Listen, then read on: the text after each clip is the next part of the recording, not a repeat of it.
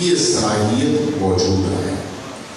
یہ جو میں نے ابھی آپ سے آخری جملہ کہا یا دعائیہ جملہ تھا کہ اللہ ہمیں یہ توفیق دے کہ ہم اپنے اعمال کو محفوظ طریقے سے لے کر اس دنیا میں اللہ کی بارگاہ میں حاضر ہو سکے.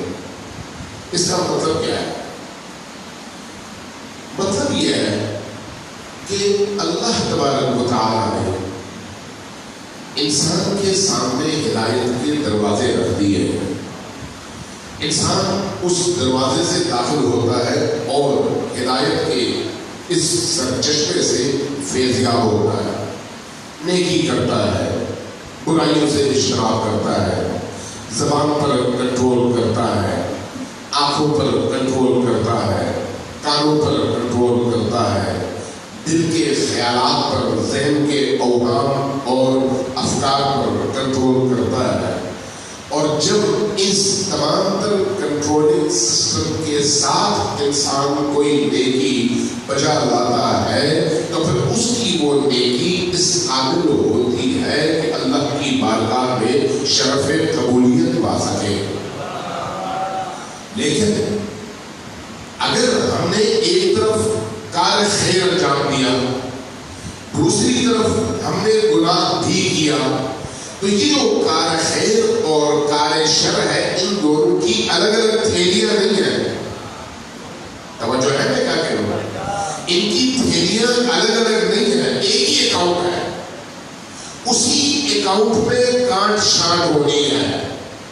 لہذا اگر دل ایک ہے تو اس ایک دل کے اندر جہاں پاکی آتی ہے نجاست نکل جاتی ہے، اور جہاں پر نجاست آتی ہے پاکیزگی نکل جاتی ہے. یہ ہو نہیں سکتا کہ دونوں چیزیں ایک جگہ جمع ہو جائیں. لہذا اگر دل میں اہل البیت کی محبت، حسین ابن علی علیہ السلام پر آنسو اور عقائد کے پاکیزہ ترین مفاہیم کو جگہ ملتی ہے تو پھر ہماری ایک لحظے کی غفلت، ایک لحظے کی وہ سستی جس کے نتیجے میں ہم وہ کام انجام دیں جو ان کو ناراض کرتی ہے، وہ ان کو ناراض کرتا ہے کام، تو اس کام کے انجام دہی کی وجہ سے ہم اس لمحے میں ایمان سے خارج ہو جاتے ہیں. اور اگر ایمان سے ہم خارج ہو گئے تو اس کے بعد پھر ہمارے پلے بچا تو کیا بچا. لہذا اپنے اعمال پر بہت زیادہ توجہ کی ضرورت ہے کہ ہمارے اعمال شرور سے محفوظ رہیں.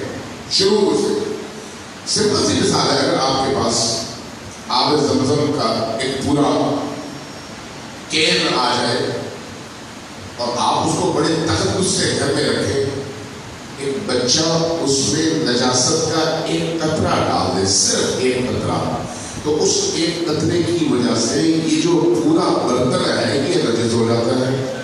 ایسا ہوتا ہے نتیجتاً اب وہ آب زمزم جو کہ کائنات کا مقدس ترین پانی ہے وہ پینے کے قابل نہیں رہتا. ایسا ہی پینے کے قابل نہیں رہتا. دل حرم خدا ہے، دل حرم خدا ہے. آپ اس امام بارگاہ میں آتے ہیں، اگرچہ شرعاً آپ اس کے پابند نہیں ہیں چونکہ امام بارگاہ کے احکام مسجد والے نہیں ہیں، لیکن اس کے باوجود آپ کوشش کرتے ہیں کہ پاکیزہ ہو کر آئیں، نجاست کے ساتھ نہ آئیں. کیوں؟ اس لیے امام بارگاہ میں آپ ذکر محمد آپ انجام دیتے ہیں، اس لیے آپ کی خواہش ہوتی ہے کہ آپ پاکیزہ ہو کر آئیں. اور خصوصاً جب ذکر حسین کی مجلس ہو تو آپ یقیناً وضو کر کے آتے ہیں، یقیناً لباس پاکیزہ پہن کر آتے ہیں.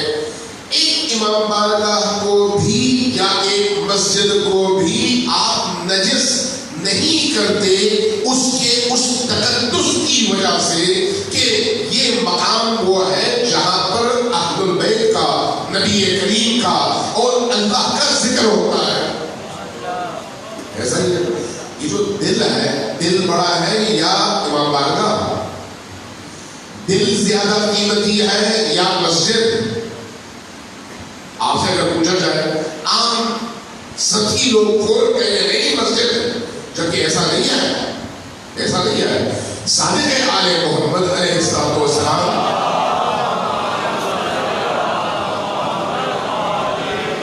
حرم کعبہ کے سامنے کھڑے ہو گئے، کعبۃ اللہ کے سامنے، کعبۃ اللہ کو مخاطب کیا، مخاطب کر کے فرمایا کہ یہ کعبہ تو زمین پر کتنا بڑا عظیم اور مقدس مرکز ہے، تیری کتنی عظمتیں، پوری کائنات میں جہاں پر بھی توحید کا ڈنکا بجتا ہے لوگ تیری طرف دیکھ کر اپنی پیشانی زمین پر رکھتے ہیں، کتنا عظیم ہے، کتنا متبرک ہے، کتنا مقدس ہے، تعریفیں کی۔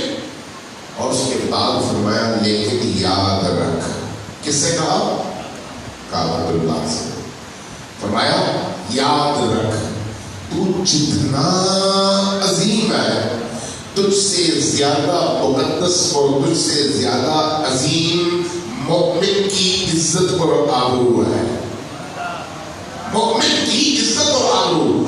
اگر کسی مومن کا دل دکھایا جائے، اس کی عزت و آبرو کو نشانہ بنایا جائے، تو یہ عمل کعبے کو ڈھانے سے زیادہ بڑا جرم ہے، زیادہ بڑا جرم۔ اب مجھے بتائیے ہم کتنا خیال رکھتے ہیں، کتنا خیال رکھتے ہیں؟ کس نے ہمیں سمجھانا ہے؟ انہی مجالس سے کس نے ہمیں سمجھانا ہے؟ ذکر حسین کی محافل میں، انہی امام بارگاہوں اور مساجد کے انہی اجتماعات میں۔ اس لیے ایک عمل کا انجام دینا ایک مرحلہ ہے، اس عمل کو محفوظ رکھنا دوسرا مرحلہ ہے، حفاظت کے ساتھ عالم آخرت تک پہنچانا تیسرا مرحلہ ہے۔ ہو سکتا ہے آپ عمل انجام دیں لیکن رستے میں اس کو دیمک لگ جائے، کیڑے لگ جائے، سڑ جائے، خراب ہو جائے، آپ نے بڑی مشکل سے، بڑی محنت سے اس عمل کو انجام دیا ہوگا لیکن آپ اس کی حفاظت نہیں کر سکے، اس کو کیڑا لگ گیا اور آپ کی ساری فصل اور ساری اگائی ہوئی فصلیں تباہ و برباد ہو گئی۔ زمین میں بھی ایسا ہے، دل کی زمین پر بھی ایسا ہے، باہر کی زمین میں بھی ایسا ہے اور اندر کی زمین میں بھی ایسا ہے۔ باہر کی زمین میں نظر آتا ہے لیکن فرق یہ ہے کہ اندر کی زمین میں نظر نہیں آتا۔ لیکن جب انسان عالم آخرت میں قدم رکھتا ہے اور وہاں پر اس کے سامنے عمل کی کتابیں کھول دی جاتی ہیں تو اس وقت انسان دیکھتا ہے کہ میرے اعمال میں تو کچھ بھی نہیں ہے اور سارے کا سارا خراب ہو گیا اور اس کو کیڑے لگ گئے۔ تو اس لیے کوشش کیجیے گا کہ ہم جو عمل کریں اس عمل کو کیڑا نہ لگے، اس عمل کو دیمک نہ لگے۔ دیمک لگ گیا تو پھر آپ کا عمل گیا۔ سوال بھیجیے محمد والے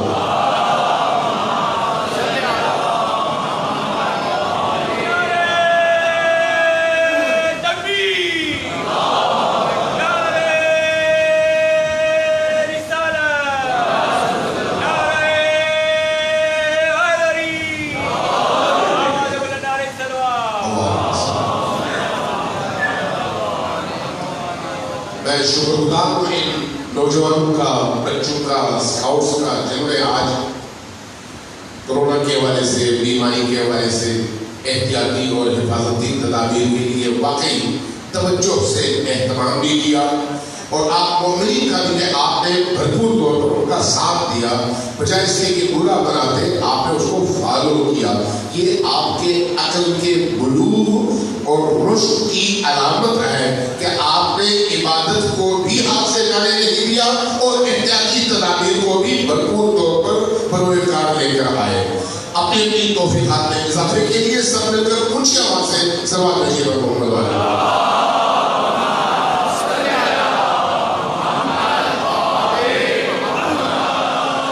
عزیزان گرامی، میں چاہوں چند بڑے ہی اہم لیکن سادہ نکات آپ کی خدمت میں عرض کروں،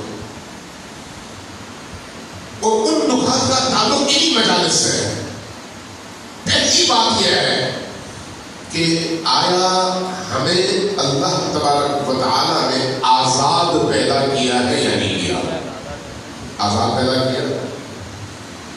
اس پر ہمیں اللہ کا شکر گزار ہونا چاہیے.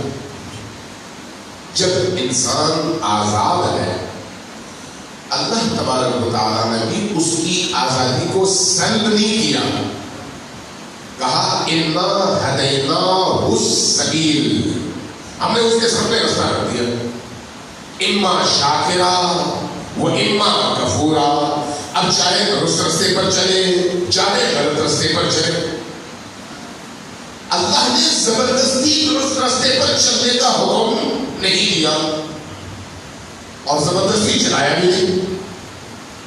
اگر اللہ زبردستی کرنا چاہتا تو دنیا کے 7 ارب سے زیادہ انسانوں میں کوئی ایک بھی اللہ کے دین سے باہر نہ ہوتا. اللہ نے زبردستی 7 ارب انسان جن کی زندگی کا پل پل اللہ کے فیض کا محتاج ہے. 7 ارب انسان، لیکن کسی ایک کو بھی اللہ نے مجبور نہیں کیا. کہا اِنَّا هَدَيْنَاهُ السَّبِيلَ اِمَّا شَاكِرًا وَإِمَّا كَفُورًا. مکتب اہل البیت اسی اِنَّا هَدَيْنَاهُ السَّبِيلَ اِمَّا شَاكِرًا وَإِمَّا كَفُورًا پر استوار ہے. اس لیے مکتب اہل البیت کی خصوصیت یہ ہے کہ آپ کو کھلے کر دعوت دے اور آپ سے کہے یہ درست رستہ ہے، یہ غلط رستہ ہے. ادھر چلو گے تو نجات کی ساحل تک پہنچو گے اور اس پر چلو گے تو آخر میں جا کر برباد ہو جاؤ گے. اختیار تمہیں خود کرنا ہے، اس رستے پہ چلو یا اس رستے پر چلو. اس لیے قرآن کریم نے ہمیں بار بار سمجھایا لا اکراہ فی الدین، دین میں جبر نہیں ہے، اپنے اختیار سے آؤ.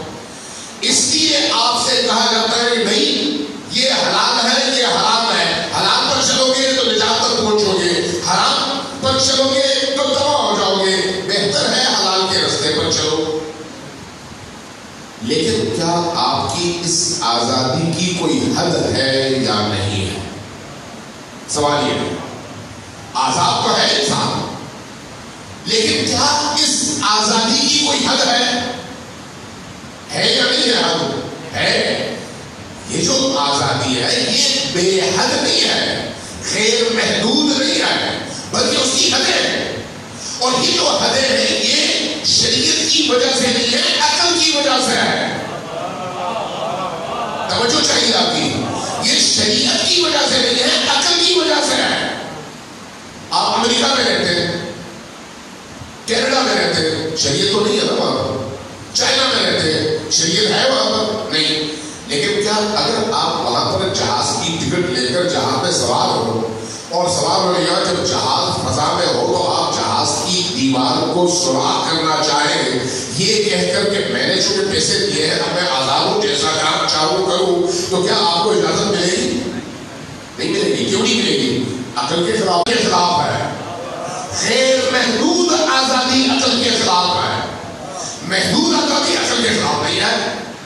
تو یہ جو عقل کے خلاف ہے، اب وہ عقل انسانی ہے تو خود بخود آپ کو روکے گی کہ بھئی آپ کی یہ جو آزادی ہے اس کو چونکہ آپ نے حد سے باہر نکال دیا ہے اس لیے آپ کی آزادی اب چھن جائے گی.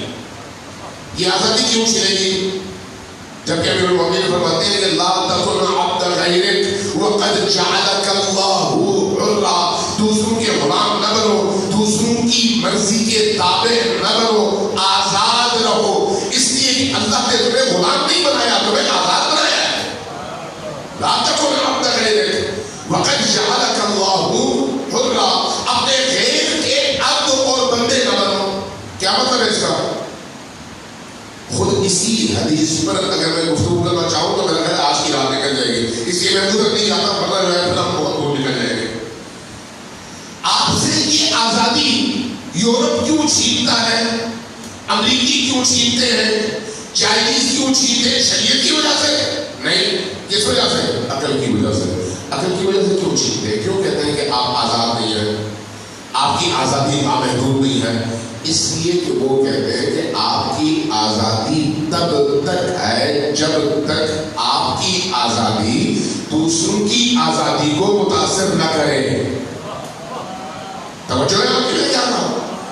آپ تب تک آزاد ہیں جب تک دوسروں کی آزادی کو آپ متاثر نہ کریں. جہاں پر آپ کی آزادی نے دوسروں کی آزادی کو متاثر کرنا شروع کر دیا وہیں پر آپ کی حد ختم ہو گئی. تھوڑا سا مزید کھولنے کی ضرورت ہے.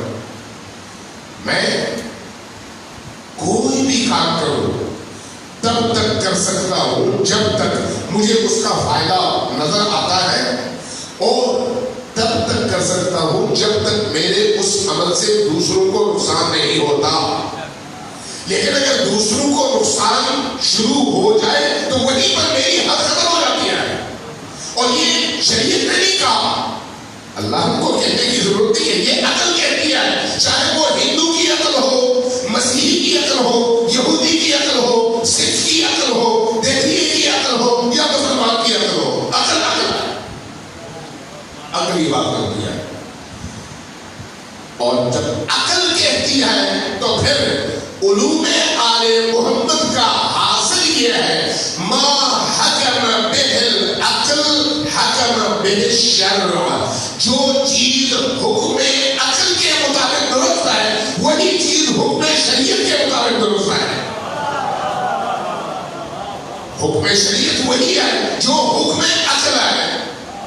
لہذا ہو نہیں سکتا کہ عقل کچھ کہے شریعت کچھ کہے، ممکن نہیں ہے.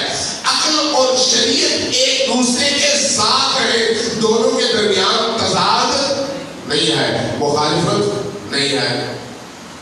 اس لیے آپ سے کہا جاتا ہے کہ آپ عقیدے کے قبول کرنے میں آزاد ہیں.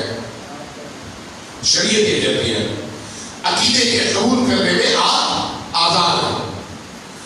اپنے عقیدے کے اظہار میں بھی آزاد ہیں. اپنے عقیدے کے اظہار میں بھی آزاد ہیں. یہ شریعت کہتی ہے.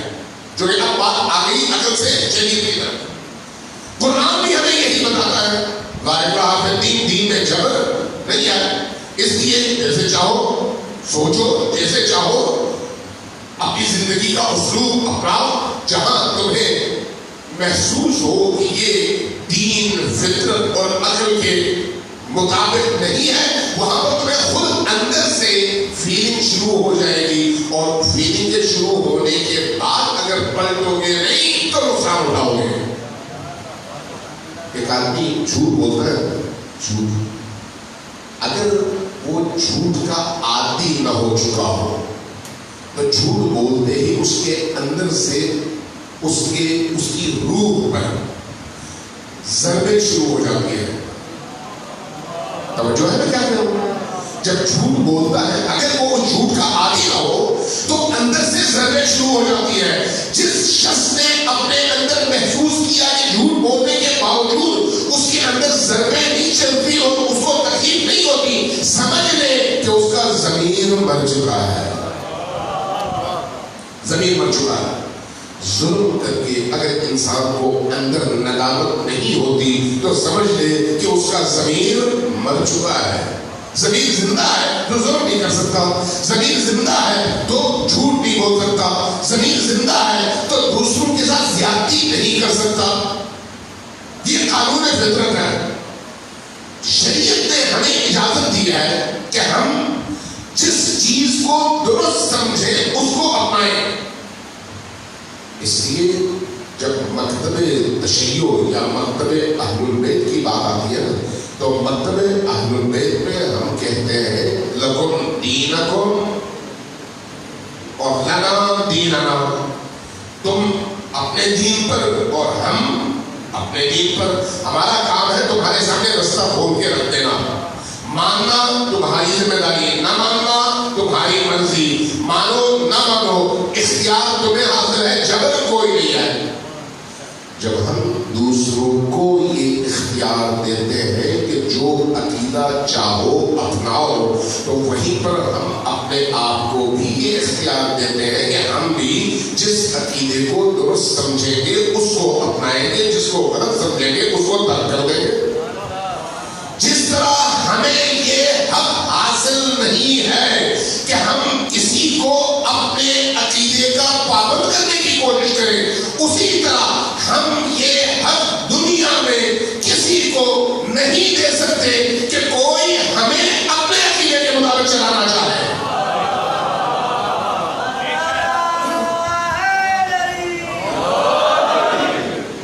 جس طرح سے ہم اپنے آپ کو حق نہیں دیتے اسی طرح سے آپ کو بھی حق نہیں دیتے، جس طرح سے آپ کو حق نہیں دیتے اسی طرح سے اپنے لیے بھی کسی حق کے قائل نہیں ہے۔ لا اکراہ فی الدین، لکم دینکم ولی دین، آپ کا اپنا دین ہے، ہمارا اپنا دین۔ لیکن اس کے ساتھ ساتھ اسلام کا ایک اور سٹرکچر بھی ہے، اس کو ضرور سامنے رکھیے گا۔ وہ کیا ہے؟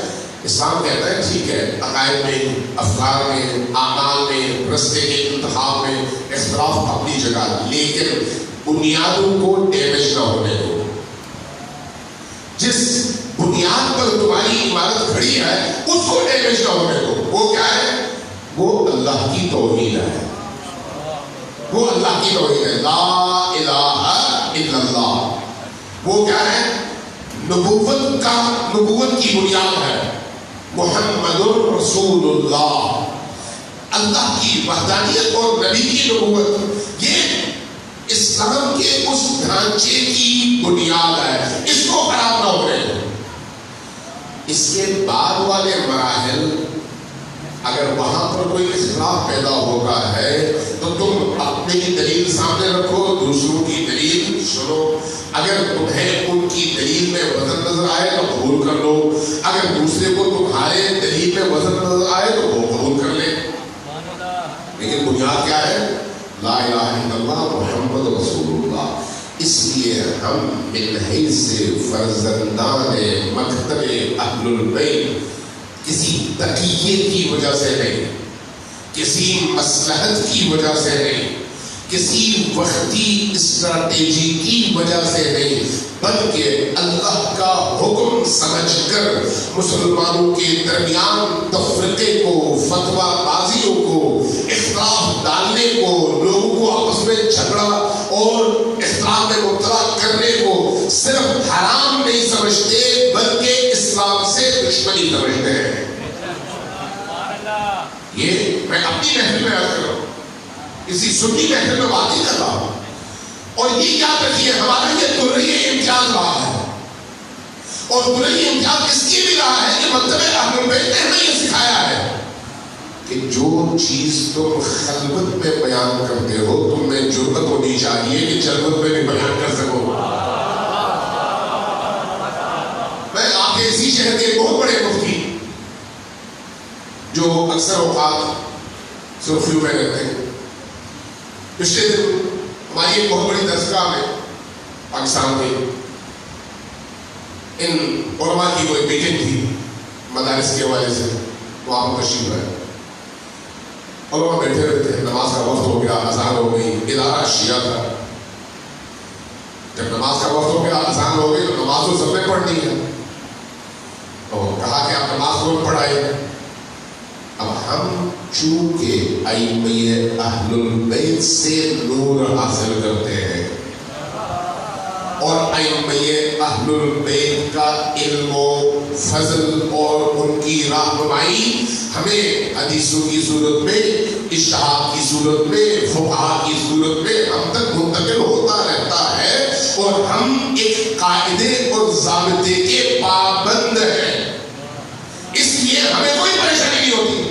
جیسے بھی کورونا کے حوالے سے آپ نے کسی شیعہ اثنا عشری مکتب کے معتبر عالم سے اس کورونا وائرس کے خلاف جنگ کے معاملے میں کوئی واقعات، کوئی ایسی بات جو عقل کے خلاف ہو آپ نے نہیں سنی ہوگی؟ کیوں؟ اس لیے کہ ہم عقل کے تابع ہیں، جبکہ یہاں پر تو ایسے ایسے لطیفے بنے اور مولوی صاحبان نے بنائے کہ چائنا کے فلان شہر میں ایک چند اوباش لڑکوں نے ایک مسلمان لڑکی کے ساتھ زیادتی کی، لڑکی کا نام عائشہ تھا، تو اس لیے جو ہے وہاں پر کورونا پیدا ہو گیا۔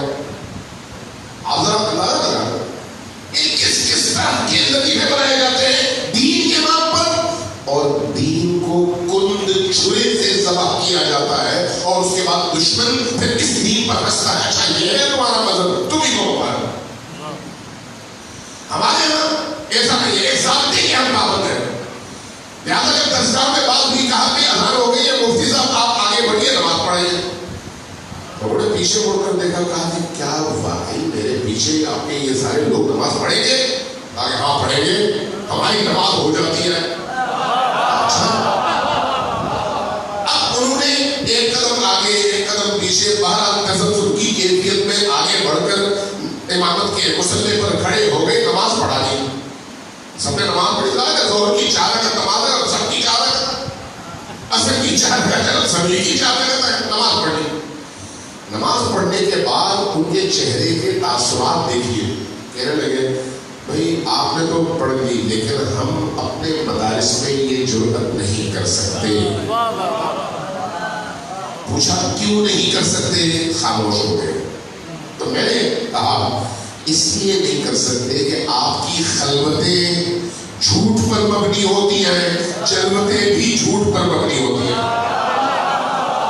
آپ اگر لوگوں کو وہ دین دے جو نبی کریم کا لایا ہوا دین ہے, تو کبھی آپ کو خوف محسوس نہ ہو. خوف انسان کو تب محسوس ہوتا ہے جب اس کی جلوتوں اور خلوتوں میں فرق ہوتا ہے, جب اس کے گھر میں اور بات ہوتی ہے, باہر اور بات ہوتی ہے. ہم اللہ کے فضل و کرم سے امام بارگاہ کا ممبر ہو یا مسجد کا محراب ہو یا ٹی وی کی سیٹ ہو یا پھر مجمع عام ہو, بات وہی کرتے ہیں جس کو برحق سمجھتے ہیں, چاہے اس سے کسی کو تکلیف ہو یا نہ ہو. اس کی یہ بات اصولی طور پر ذہن میں رکھیے کہ مکتب تشیع کی پوری دنیا میں سربلندی کی بنیادی وجہ یہی ہے کہ ہماری بات مکتب کی میں بات کروں, افراد کی نہیں, مکتب کی میں بات کروں. ہمارے مکتب کی بات اصول کی بنیاد پر قائم ہے, اصول کی بنیاد پر. جب آپ اصول کی بنیاد پر قائم ہو نا, پھر آپ کو کوئی ندامت نہیں ہوتی, کوئی پریشانی نہیں ہوتی, کوئی آپ کو تذبذب نہیں ہوتا. ابھی آپ نے سنا ہوگا اسی جمعے کو دارالعلوم دیوبند کے پاکستان میں 2 بھائی ہیں, رفیع عثمانی اور تقی عثمانی. تقی عثمانی صاحب نے اپنے خطبے میں کہہ دیا یا ان کی زبان سے بات نکل گئی کہ شیعہ بھی ہمارے مسلمان بھائی ہیں, ہمیں اکٹھے رہنا ہے, محرم کے حوالے سے احترام کرنا ہے, اور تکفیری نعرے نہیں لگانے وغیرہ وغیرہ. اب جن کی دکان اسی پر چلتی ہے وہ تو اس کو سن کر خاموش نہیں رہ سکتے. جن کے پیٹ کا مسئلہ ہی اسی سے بندہ ہوا ہو, جن کے ہر روز گھر کا خرچہ اسی نفرت کا بیج بونے پر ہی منحصر ہو, اگر یہ نفرت کی دکان بند ہو جائے تو ان کے بچے بھوکے مریں, وہ پھر کیسے اس بات کو برداشت کر سکتے ہیں؟ ادھر ادھر سے کچھ پاکستان میں ایک المیہ یہ ہے نا, ایک پتھر اٹھاؤ نیچے سے 10 مفتی نکل آتے ہیں, یعنی ہر پتھر کے نیچے 10-20 مفتی چھپے ہوئے. اٹھے اور پھر شروع ہو گئے کہ بھئی تقی عثمانی گمراہ ہے, ہم رفیع عثمانی کو مانتے ہیں, تقی عثمانی کو نہیں مانتے, یہ ہے وہ ہے. ایک دفعہ پھر ایک ماحول بننے لگا. کل دن میں, آج دن میں تقی عثمانی صاحب کو دوبارہ سے ایک اپنی وائس میں میسج ڈیلیور کرنا پڑا کہ میری مراد کیا ہے, میری مراد کیا ہے. اور اس میں انہوں نے پھر کچھ باتیں کر دی, کہا کہ ان شرائط کے تحت جو شیعہ ہے وہ تو مسلمان کہلا سکتا ہے, لیکن اگر یہ چیزیں ان میں ہوں تو وہ کافر ہے, اس لیے علی الاطلاق کسی شیعہ کو کافر نہیں کہہ سکتے اور نہ مسلمان کہہ سکتے ہیں. نتیجہ یہ نکلا.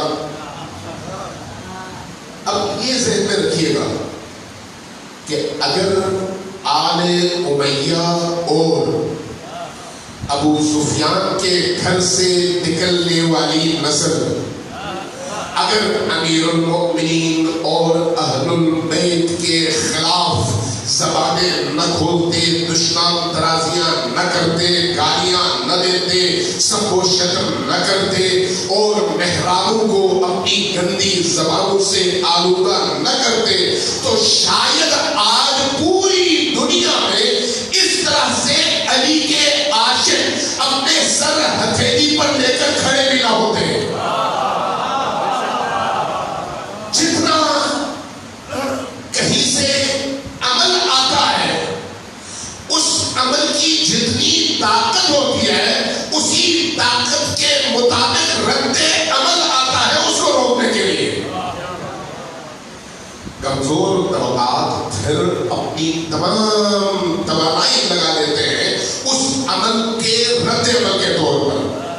لہذا آج امویوں کا نام لیوا کوئی نہیں ہے، لیکن علی کے نام لیوا صرف مسلمانوں میں نہیں ہے بلکہ غیر مسلموں میں بھی آپ کو بے تحاشا نظر آتا ہے. یہ وہی رد عمل ہے.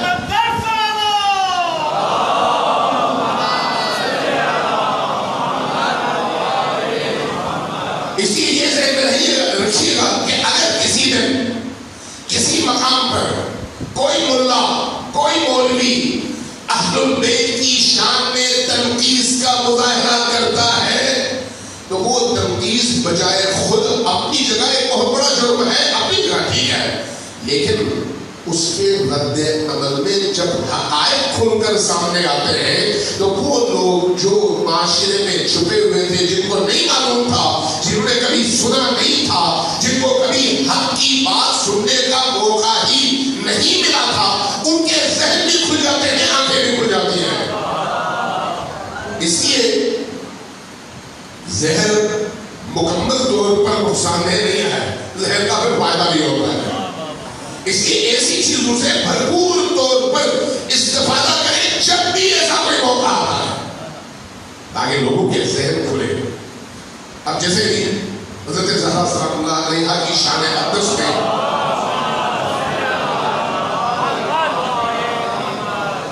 لاہور کے اس شخص نے جس طرح کی بے ادبی کی، اس بے ادبی کے جواب میں اہل تشیع کم بولے، اہل سنت بہت زیادہ بولے، اور نتیجہ یہ ہوا میں جانتا ہوں اہل سنت کے بہت بڑے طبقے کو جو پہلے بہت ساری جگہوں میں مصلحتاً خاموش تھے، اب جو ہے کھل کر بولے، اور جب کھل کر بولے تو ان پر بھی رافضیت کا الزام لگ گیا. اگر یہی رافضیت ہے کہ آپ اہل البیت کے حق کا دفاع کریں تو یہ تو توحید کے بعد سب سے بڑا اعزاز ہے، نبوت کے بعد سب سے بڑا اعزاز ہے، اور ہمیں تو خوشی ہے. ویسے بھی ہمیں اس طرح کے تکفیری نعروں سے، تکفیری الزامات سے نہ خوف محسوس ہونا چاہیے، نہ ندامت محسوس ہونی چاہیے. کہیں جب امام صاحب علیہ السلام کی ایک حدیث سنا ہوا،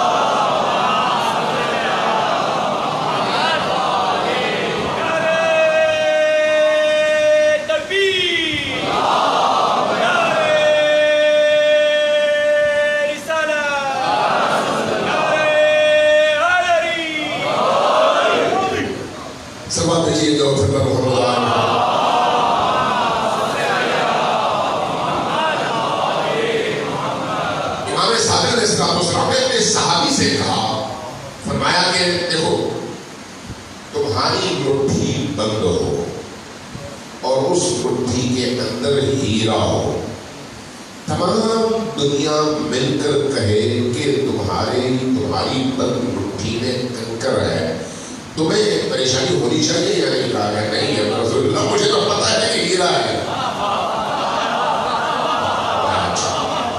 اور اگر تمہاری مٹھی میں کنکر ہو، ساری دنیا مل کر کہے کہ نہیں یہ کنکر نہیں یہ ہیرا ہے، تمہیں خوش ہونا چاہیے؟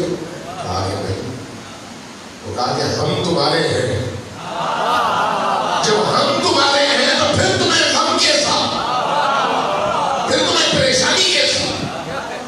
عراق سے ایک جوان پہنچا مدینہ، صادق محمد کی بارگاہ میں عرض کیا کہ اپنا رسول اللہ جاتے جاتے رخصت ہوتے ہوتے، میں بڑا اختصار سے کام لینا، بڑی لمبی روایت ہے، یہ اپنا رسول اللہ بس میرے حال کو دیکھیے، آج کل غربت اور تندرستی کی وجہ سے بہت پریشان ہوں، لگتا یہ ہے کہ مجھ سے زیادہ غریب کوئی نہیں ہے، امام مسکرائے. کہا کہ نہیں ایسا تو عرض کیا یا رسول اللہ میں قبر کا حال بولنا چاہے تو مجھے پتا ہے کہ میری کیا حالت ہے. کہا کیا حالت ہے؟ کہا نہ کھانے کو کچھ ہے، نہ سونے کو جگہ ہے، نہ سائبان ہے، ہر طرف سے مایوسی کا شکار ہوں. مسکرائے. فرمایا کہ میں تو سمجھتا ہوں کہ تم دنیا کے ان امیر ترین لوگوں میں سے ہو جس کے مقابلے میں عمارت شرمائے. کہا یا رسول اللہ یہ کیسے؟ فرمایا کہ یہ بتاؤ، توجہ چاہیے آپ کی. فرمایا یہ بتاؤ اگر تمہارے ہاتھ میں پوری دنیا رکھ دی جائے اور تم سے کہا یہ ساری دنیا لے لو، لیکن اہل البیت علیہ السلام کی ولایت اور محبت اور مودت کو چھوڑ دو تو کیا کرو گے؟ ساری دنیا لو گے اور یہ مودت چھوڑو گے؟ ایک لمحے کے لیے اس نے سوچا اور اس کے بعد کہا کہ یا رسول اللہ کبھی بھی نہیں. ساری دنیا مجھے مل جائے، مملکتیں مل جائیں، بادشاہتیں مل جائیں، تمام زیب و زیور مل جائے، خزانے مل جائے، لیکن اگر آپ کی محبت میرے ہاتھ سے نکلتی ہے تو مجھ سے زیادہ نقصان میں کون ہے؟ فرمایا آپ بتاؤ امیر کون ہے؟ امیر کون ہے؟ جب ہمیں یہ معلوم ہے کہ ہم علی امیر المؤمنین کے مولائی، اہل ولایت، اہل مودت، اہل امامت ہیں، تو پھر اس کے بعد ساری دنیا مقابلے میں آ جائے، اس مقابلے میں ہم سرفراز ہیں اگر اکیلے ہی کیوں نہ رہ جائیں.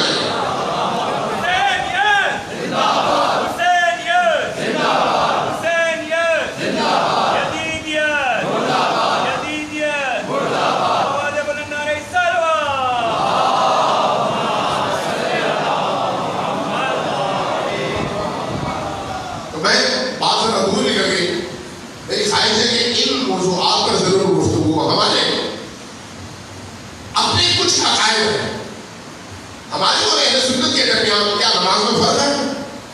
آپ سے پوچھ لو، ساتھ دیجیے گا، نماز میں فرق ہے؟ نہیں. ہاتھ باندھنے اور ہاتھ کھولنے کا فرق ان کے درمیان میں ہوتا ہے، اس لیے کوئی فرق نہیں ہے. بہت سارے اہل سنت ہیں جو ہاتھ کھول کر نماز پڑھتے ہیں، اس لیے کوئی فرق نہیں ہے. کیا ہمارے اور ان کے قبلے میں فرق ہے؟ یہ بھی نہیں ہے. کیا ہمارے اور ان کے قرآن میں فرق ہے؟ نہیں ہے. یہ میرے ہاتھ میں سارا سال یہ قرآن ہوتا ہے.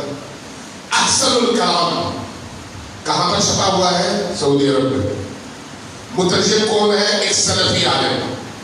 سارا سال میں پڑھتا ہوں اور ان کا قرآن سمجھ کے نہیں پڑھتا، اپنا قرآن سمجھ کے پڑھتا. ہاں ترجمہ ان کا ضرور ہے، جس طرح سے میرا ترجمہ ہو سکتا ہے، آپ کا ترجمہ ہو سکتا ہے. کیا قرآن میں کوئی فرق ہے؟ نہیں. اس میں فرق ہے. ایک موضوع ہے، ایک موضوع وہ ہے امامت کا موضوع. ایک طرف خلافت کا تصور ہے اور ایک طرف امامت کا تصور ہے. کل میں نے کچھ باتیں کی تو بعض دوستوں نے بڑا سراہا، بڑے خوش ہوئے. میں نے ان کا شکریہ ادا کیا، لیکن ان سے کہا کہ یہ تو روٹین کی بات ہے، بہت زیادہ ایکسٹرا آرڈنری کوئی بات نہیں ہے. لیکن مجھے محسوس ہوا کہ موضوع اب یہاں تک پہنچ چکا ہے کہ اس طرح کے موضوعات پر کھل کر بات کرنے سے لوگ کتراتے ہیں. تو میں شیعہ کی چیز کا ہوں، میں شیعہ کی چیز کا ہوں. میں سمپل سا سوال اپنے کسی بھی اہل سنت بھائی سے کر سکتا ہوں کہ بھئی آپ نبی کریم کے بعد خلیفہ کے طور پر کس کو مانتے ہیں؟ وہ کہے گا فوری طور پر کہے گا میں حضرت ابوبکر صدیق رضی اللہ تعالیٰ عنہ کو اللہ کے رسول کے بعد خلیفۃ المسلمین مانتا ہوں. مجھے اعتراض ہے؟ نہیں، مجھے کوئی اعتراض نہیں. آپ مانیں، مجھے کوئی اعتراض نہیں ہے. آپ آزاد ہیں اس عقیدے کو ماننے اور اظہار کرنے میں، لیکن آپ کی اس آزادی کی ایک حد ہے. وہ کیا ہے؟ وہ حد یہ ہے کہ پھر آپ کی آزادی سے میری آزادی متاثر نہ ہو. میری آزادی کہاں متاثر ہوگی؟ جہاں پر میں یہ کہوں کہ آپ جس طرح سے حضرت ابوبکر کو مانتے ہیں اسی طرح سے میں حضرت علی کو مانتا ہوں. یہاں پر اختلاف کیسا؟ جھگڑے کی بات تو نہیں ہے، یہ کوئی لڑائی اور تعصب کی بات تو نہیں ہے. تاریخی حقیقت ہے. کیا یہ تاریخی حقیقت ہے یا نہیں ہے کہ نبی کریم کی آنکھیں بند ہونے کے بعد وصال کے بعد سقیفہ بنی ساعدہ میں کچھ قبائل کے بزرگ جمع ہوئے اور انہوں نے آپس میں اختلافات کے بعد لڑائی جھگڑے کی جب نوبت آئی تو اس لڑائی جھگڑے کو کنٹرول کر کے ایک شخصیت کے اعلان پر حضرت ابوبکر کو خلیفہ مان لیا. آپ بھی کہتے ہیں ہم بھی کہتے ہیں بالکل ہم دونوں متفق ہیں کہ ایسا ہوا. سوال یہ ہے درست ہوا یا غلط ہوا یہ اپنی جگہ، لیکن ہوا یا نہیں ہوا؟ ہاں ہوا. اب ہم جب بخاری پڑھتے ہیں، بخاری میں حضرت عمر بن خطاب کہتے ہیں کہ اللہ نے ہمیں ابو بکر کی خلافت کے فتنے میں بچا لیا. میں فتنے میں بچا لیا، اس میں کوئی شک نہیں. فتنہ کیا ہے؟ آزمائش. فتنہ کیا ہے؟ جھگڑا. فتنہ کیا ہے؟ امت کے درمیان گروہی تقسیم اور پھر لڑائی جھگڑا اور ایک دوسرے کے ساتھ دست وغیرہ ہونا. ہو رہا تھا لیکن بچ گئے اور وہ خون خرابہ اس محفل میں نہیں ہوا. حضرت عمر بن خطاب صحیح بخاری کی روایت کے مطابق یہی فرماتے ہیں. ٹھیک ہے بھائی، اب سوال یہ ہے کہ کیا یہ جو خلافت ہے یہ خلافت تمام مسلمانوں کا متفقہ عقیدہ تھا یا پھر اس محاذ پر جس کو آپ سقیفہ بنی ساعدہ کہتے ہیں اس سقیفہ بنی ساعدہ میں کچھ شخصیات نے مل کر یہ پلان کیا اور اس کو عملی جامہ پہنایا؟ ظاہر ہے کوئی اہل سنت مورخ متکلم فقیہ اصولی صوفی یہ نہیں کہتا کہ وہاں پر اللہ کا حکم آیا تھا. کوئی یہ نہیں کہتا، ہم بھی نہیں کہتے اور وہ بھی نہیں کہتے. اس کا مطلب یہ کہ ہم لوگ متفق ہیں. کس چیز پر متفق ہیں؟ کچھ لوگوں نے مل کے خلیفہ کا تعین کیا. بات ختم ہو گئی. ہم ان سے جس چیز میں اختلاف رکھتے ہیں وہ کیا ہے، اور اس اختلاف میں وہ بھی اور ہم بھی اپنے اپنے ادلہ رکھتے ہیں. وہ بڑا سمپل ہے، لڑنے جھگڑنے والی بات نہیں ہے. بڑا سمپل وہ یہ ہے، ہم یہ کہتے ہیں کہ جس طرح سے نبوت من جانب اللہ ہوتی ہے ولایت اور امامت بھی من جانب اللہ ہوتی ہے. ہم یہ کہتے ہیں، وہ کہتے ہیں نبوت تو من جانب اللہ ہے لیکن ولایت یا خلافت یا امامت اصطلاحوں میں نہ پڑھیے گا. شیعہ امامت کا لفظ استعمال کریں گے، اہل سنت خلافت کا لفظ استعمال کریں گے، جبکہ دونوں الفاظ اسلامی معاشرے کے سربراہ کے لیے دونوں تعبیریں استعمال ہوتی ہیں. اس لیے خلافت سنی نہیں ہے، امامت شیعہ نہیں ہے. اصطلاحوں میں نہ پڑھیے. وہی خلیفۃ المسلمین ہے جو امام المسلمین ہے، وہی امام المسلمین ہے جو خلیفۃ المسلمین ہے. ہمیں اعتراض ہوتا ہے اس بات پر کہ خلافت المسلمین کی مسند اللہ کی طرف سے ملنی چاہیے، بندوں کی طرف سے نہیں. کیوں؟ اس لیے کہ خلافت کا مطلب کیا ہے؟ جب آپ کہتے ہیں نا فلان شخص خلیفہ ہے، خلیفہ یعنی جانشین.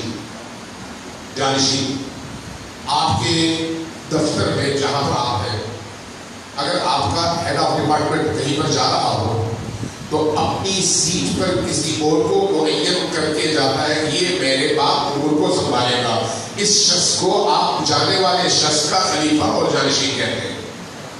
ایسا نہیں ہوتا کہ نیچے والے انتخاب کریں، اوپر والا جاتے ہوئے کہتا ہے کہ یہ میری طرف سے جانشین ہے، میری طرف سے جب تک میں نہیں ہوں یا میرے جانے کے بعد یہ آپ کا سربراہ ہے اور یہ کام انجام دے گا جو میرے ذمہ ہے. نیشنل اور عقلی تقاضا ہے. جب خلافت اللہ کی مسند ہے جس کے بارے میں قرآن میں اللہ کہتا ہے انی جاعل فی الارض خلیفہ، میں زمین پر اپنا خلیفہ بنا رہا ہوں. یعنی انسان من حیث انسان بھی زمین پر اللہ کا خلیفہ ہے. اور جب انسانی معاشرہ تشکیل پاتا ہے تو اس معاشرے کو اللہ سے ملانے کا فریضہ جو ہستیاں انجام دیتی ہیں وہ ہستیاں بھی کبھی کسی نبی کو اپنا خلیفہ بناتا ہے اور کبھی کسی نبی کو. نبی کریم کی رحمت کے بعد اس کے قرآن سے ہمیں جو بات سمجھ آتی ہے وہ یہ ہے کہ اللہ اپنے نبی کے بعد خلیفے کا تعین اپنے حکم سے کرتا ہے اور اعلان وہ نبی کرتا ہے. اس میں کوئی اختلاف نہیں بات ہے. ہمارا یہ بالکل واضح اور کھلا عقیدہ ہے اور اسی عقیدے کی بنیاد پر میں شیعہ ہوں. مجھے اگر شیعہ کہا جائے تو اس بنیاد پر کہا جائے گا اور ایک شخص کو اگر سنی کہا جائے گا تو اس بنیاد پر کہا جائے گا کہ وہ کہتا ہے کہ نہیں خلافت جو ہے عوام پر چھوڑ دی گئی ہے, اب عوام اپنی طرف سے منتخب کر لیں. اب اس پر ظاہر ایک علمی ڈبیٹ شروع ہو جاتی ہے. اگر اگلی راتوں میں توفیق ملی تو ہلکی پھلکی انداز میں علمی حوالے سے کچھ گفتگو آپ سے ضرور کروں گا. سوال دیجیے میں پڑھوں گا.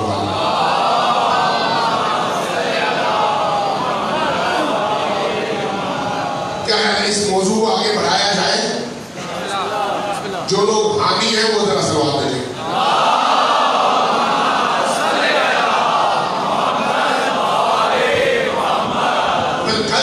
موضوع پر کچھ مزید میں باتیں عرض کروں گا. خصوصاً تقی عثمانی صاحب کا آج کا جو موقف ہے میرا خیال ہے ایک اچھا پیارا دلوں کو جوڑنے والا لیکن دلیل کے ساتھ ایسی گفتگو کی ضرورت ہے تاکہ پتہ چلے کہ کہاں پر کھڑا ہے اور کہاں پر کھوٹا ہے, کہاں مشکل عقل کی ہے کہ عقل کو سمجھ نہیں آتی اور کہاں پر مشکل پیٹ کی ہے کہ پیٹ کو سمجھ نہیں آتی. اگر پیٹ کا مسئلہ نہ ہوتا تو دین میں اختلاف بھی نہ ہوتا. یہ پیٹ ہے جو انسان کو اللہ کے نام پر اللہ سے دور کرتا ہے. پھر جب انسان اپنے دین کے معاملے میں حر نہ ہو, دین کے معاملے میں, تو پھر وہ عوام کے ریلے کے ساتھ بہنے لگتا ہے. عوام کے ریلے کے ساتھ. اس پر اگر کل موقع ملے یا اگلی راتوں پر موقع ملے میں کچھ چیزیں عرض کروں گا کہ ہمارے حوزات علمیہ, ہمارے مدارس, ہمارے جو علمی مراکز ہیں ان کی خصوصیت کیا ہے اس حوالے سے, اور دیگر اقوام میں دیگر مکاتب فکر میں جو حوزات ہیں ان حوزات میں مشکل کہاں پر ہے, ہمارے یہاں آسانی کہاں پر ہے. اگر موقع میں نے یاد رہے اور گفتگو کا سیکوینس بن جائے تو میں عرض کروں گا. ایک اور پھر سوال دیجیے.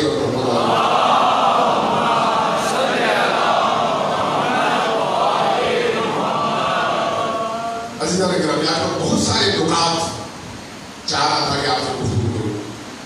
بہت سارے نکات بڑے اہم ہیں اور میں چاہ رہا تھا کہ آپ کے سامنے وہ خود قرآن کھول کر رکھوں, لیکن وہ بات تسلسل میں کہیں اور چلی گئی اور وہ ساری باتیں میں کر نہیں پایا. اللہ تبارک و تعالیٰ یہ توفیق دے کہ ان راتوں میں ہم زیادہ سے زیادہ ذہن اور افکار میں موجود الجھنوں کو اور ان سوالات کو جن سوالات کو بیان نہیں کیا جاتا لیکن بیان کرنے کی ضرورت ہوتی ہے, جب بیان ہو جائے تو ہر شخص سمجھتا ہے یہ سوال میرے ذہن میں بھی تھا, ان سوالات کا جواب ملے تاکہ ہم حسینی اس درسگاہ سے مکتب حسین کی روح کو سمجھ کر باہر نکلنے میں کامیاب ہو جائیں. ایک اور پھر سوال دیجیے.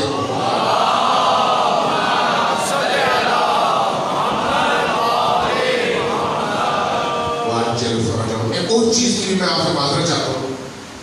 ہر علاقے میں ان ایام میں خصوصیاں ہوتی ہیں, خاص راتوں میں خاص مسائل پڑے جاتے ہیں.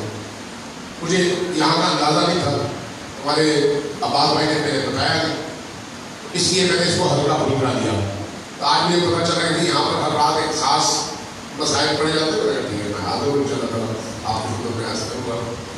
اللہ تبارک و تعالیٰ سے بس یہ دعا مانگیے مسائل کربلا والوں کے ہو, چاہے کوئی بھی شہید ہو, جب کربلا کا شہید ہے تو وہ ہم سے راضی ہو, وہ ہم سے راضی ہو. کربلا کا چھوٹے سے چھوٹا شہید بھی کائنات کا